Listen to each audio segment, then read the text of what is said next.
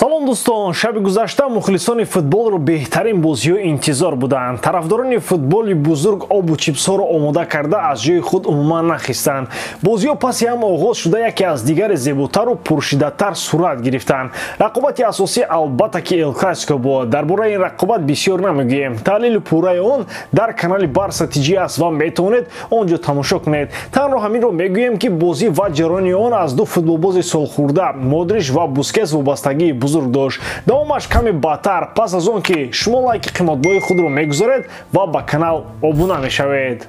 Дӯстон, сарпарасти видеои мо ширкати 1x мебошад. Дар он ҷо регистратсияи осон, пур кардани маблағ аз тамоми гӯшаву канори дунё, вале аз ҳам муҳим бонус то ҳаҷми $100 дар аввалин пардохт бо промокоди AMG 0777. Ссилкаи бозӣ дар комментария. Ба ҳама муваффақият. Дар Англия бозии дастаи Арсенал ва Кристал Пэлас барои канонироҳо бо ғалабаи навбатӣ ба анҷом расид. Ҳама аз голи Мартинелли оғоз шуд. Арсенал дар ним соати аввали бозӣ хатти дифои Пэласро гӯё озмоиш мекард ва пасон ба голзанӣ оғоз кард. Букайо Сака то охири нимаи аввал як голи дигар зад. Факти даҳшатбор. Дар топ-5 чемпионатҳо танҳо дар ду даста се бозингарӣ ҳастанд ки беш аз 10 гол заданд. Дар ПСЖ инҳо Неймар, Мбаппе ва Месси ҳастанд. Дар Арсенал Мартинелли, Букайо Сака ва Мартин Эдегор мебошанд. Дар қисми дуввум Сака ва Ҷака ду голи дигар зада пирӯзии Арсеналро таъмин карданд. Манчестер Сити дар ин давр бозиашро бо сабаби иштирок дар ҷоми Англия баргузор накард. Арсенал зур ва инфакт аст. ҳамчунин дар Англия бозиҳои ҷом доир шуданд. Дар даври чорякниҳои бозиҳо бо чунин натиҷаҳо тамом шуданд. Манчестер Юнайтед бо дастаи Фулхэм рақобат карда 3-1 лондониҳоро шикаст дод. Брайтон дар натиҷаи ғалабаи калон бар Гримсби ба даври нимниҳоӣ баромад. Шелфилд Блекбернро шикаст дод. Дар даври нимниҳоӣ МЮ бо Брайтон ва Ман Сити бо Шелфилд бозӣ хоҳанд кард. Дар Германия Бавария дар пеши собиқ бозингари худ Хаби Алонсо сархам шуд. Байер Ливеркузен ӯ Мюнхениҳоро шикаст дод. Кими хисобро кушоду ҳамагон пирӯзии Баварияро интизор буданд. Аммо ду голи Паласиос аз пеналти сабаби хандаи Алонсоро бо 32 дандон шуд. Ӯ ба ҳайси бозингари Бавария 6 бор бо Байер бозӣ карда 6 ғалаба дорад. Ба ҳайси сармураббии Байер як бозӣ бо Бавария бо ғалаба анҷом ёфт. Ана ёбугир Унион Берлин бар Айнтрахт дастболо шуд. Дар ҳайати берлиниҳо додари Сами Хедира Рани Хедира дурахшида истодааст. Дар Испания ғайр аз бозиҳои Реал ва Барса таваҷҷӯҳ ба рақобатҳои дигар хеле кам шудааст. Ин мушкилии чемпионат аст ки суперисторҳо дигар ба он ҷо нарафта истодаанд. Севилия шарманда шуд. Хетафи онҳоро 2-0 мағлуб кард. Бетис Малёркаро, Виларреал Осасунаро ва Реал Сосидад Элчеро шикаст доданд. Бозии асосии серия рақобати Интер ва Ювентус буд. Ин бозиро дар кӯҳҳои Апенин дерби де Италия мегӯянд. Бозӣ дар як вақт бо Эл Классико сурат гирифт ва қадри он паст шуд. Танҳо мухлисони содиқтарини дастои Интер ва Ювентус бозиро тамошо карданд.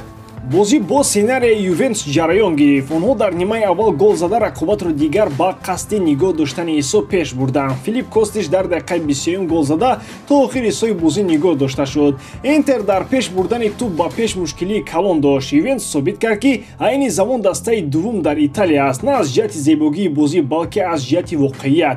Бозии дигари ин давр дар Италия сергол буданд. Бозии дигари муҳимтарин дар Италия дербии шаҳри Рим буд. Итолиёҳо ин рақобатро дерби дел Капитало мегӯянд. Бозӣ ба UFC монандӣ дошт ва бозингарон ҳамдигарро бо шатаву мушт мезаданд. Дар ниҳоят як гол тақдири бозиро ҳал кард. Рома 10 нафара монд ва Латсио инро истифода кард. Сакани ягона голи рақобатро ба ҳадаф расонд. Маурино дар ду дербии пойтахт дар мавсими ҷорӣ шикаст хӯрд. Латсио баъд аз ин ғалаба ва пас аз мағлубияти Интер ба зинаи дуввум баромад.